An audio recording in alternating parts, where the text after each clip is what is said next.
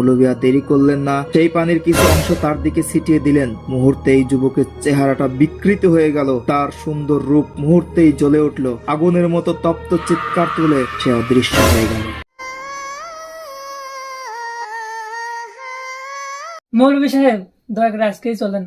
বেশি দেরি হলে আমার বোনকে হয়তো বাঁচাতে পারবো না। আসলে তোমাদের খামখেয়ালিপনার কারণে জিন্নার সুযোগ পাওয়া যায়। মেয়ে ছেলেদের সবসময় পর্দার মধ্যে রাখবা, নামাজ কালাম পড়ায় উৎসাহিত করবা, তাহলে জিনেরা আর এরকম সুযোগ পাবে না। আচ্ছা, যাই হোক, দেখতেছি ব্যাপারটা। মৌলভী সাহেব, তাহলে আমরা আসি। আপনি আজকে রাতে আমাদের বাড়িতে চলে আসেন, আমরা গিয়ে আমাদের বোনের প্রস্তুত করি। আচ্ছা ঠিক আছে, তাহলে তোমরা যাও, আমি একটু পরেই আসতেছি। মৌলভী কাশেম সাহেব গ্রামের সম্মানিত ধর্মগুরু। আজ রাতটা তার জন্য অনেক গুরুত্বপূর্ণ। পাশের গ্রামের একজন মেয়ে কিছুদিন ধরে ভয়ঙ্কর কষ্ট পাচ্ছে। অদ্ভুত আচরণ, অচেনা ভাষায় কথা বলা, মাঝরাতে চিৎকার করা, সব মিলিয়ে সবাই বলছে মেয়েটার উপর জিনের আসর লেগেছে। মেয়েটির দুই ভাই আজ রাতেই তার কাছে এসেছিল এবং অনেক অনুরোধ করেছে আজকেই আসরটি ছাড়িয়ে দিয়ে আসার জন্য। তিনি তার ঝোলা আর হাতের লাঠি শক্ত করে ছুটে চলেছেন সেই বাড়ির উদ্দেশ্যে ওই মেয়েটির মুক্তির জন্য। গ্রামের সীমানা পার হবার পর হঠাৎ করেই চারদিকের বাতাস ভারী হয়ে গেল, আশেপাশের গাছের পাতাগুলো থেমে গেল, যেন কোনো এক অদৃশ্য শক্তি পুরো পরিবেশটা আটকে রেখেছে। তখনই সামনে হঠাৎ এক যুবক দাঁড়িয়ে গেল। অন্ধকারেও তার মুখ অবিকল দেখা যাচ্ছিল, গা ছমছম করা সুদর্শন চেহারা, গভীর চোখ, অস্বাভাবিক মায়াময় হাসি। কাশেম সাহেব অবাক হলেন। হাড় কাঁপানো এই শীতেও যুবকটি শুধুমাত্র একটি গেঞ্জি পরে দাঁড়িয়ে আছে, তার কি একটুও শীত করে না? যুবকটি কাশেম সাহেবকে উদ্দেশ্য করে বলল, মৌলভী সাহেব, আসর ছাড়াইতে যাচ্ছেন? হ্যাঁ, কেন? ফেরত যাও মৌলভী, ওকে ছেড়ে দাও। মেয়েটিকে আমি ধরেছি, তোমার কোনো প্রয়োজন নেই এখানে। কাশেম সাহেব যুবকটির চোখে তাকালেন, তার গনগনে চোখ দেখেই বুঝতে পারলেন এ সাধারণ কোনো মানুষ নয়।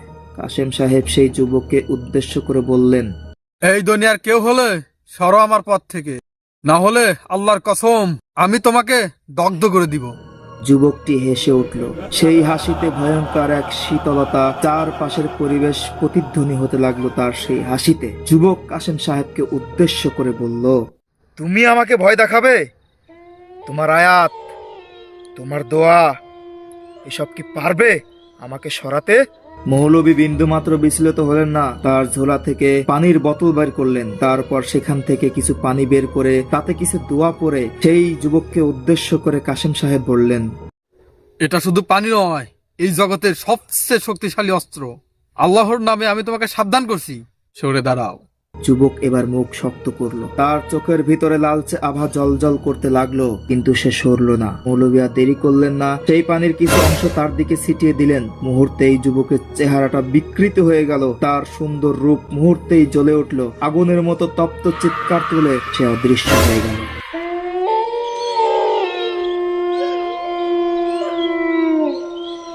মৌলভী মেয়েটির বাড়িতে পৌঁছে গেলেন। সেখানে দীর্ঘ ঝাড়ফুঁক আর দোয়ার মাধ্যমে মেয়েটিকে মুক্ত করলেন। তারপর তাদেরকে বিদায় দিয়ে বাড়ির পথ ধরলেন। কিন্তু ফেরার পথে মৌলভী অনুভব করলেন কেউ তাকে অনুসরণ করছে। হঠাৎ পাশের জঙ্গলে এক ভয়ঙ্কর আওয়াজ হলো, গাছপালা নড়তে লাগলো, গাছপালা কেঁপে উঠল। তুমি কি ভেবেছো এত সহজে পার পেয়ে যাবে?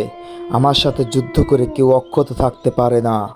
অন্ধকারে আগের সেই যুবক আবারও আবির্ভূত হলো। মৌলভী এবার এক দৃষ্টিতে তাকিয়ে বললেন, তুমি ক্ষতি করতে পারবে না যদি আল্লাহর হুকুম না থাকে। তারপর একদম ধীর স্বরে গভীর মনোযোগ দিয়ে মৌলভী আয়াতুল কুরসি পড়তে লাগলেন। আয়াতুল কুরসি শব্দটি উচ্চারণের সাথে সাথে চারপাশে ঝড় বয়ে গেল।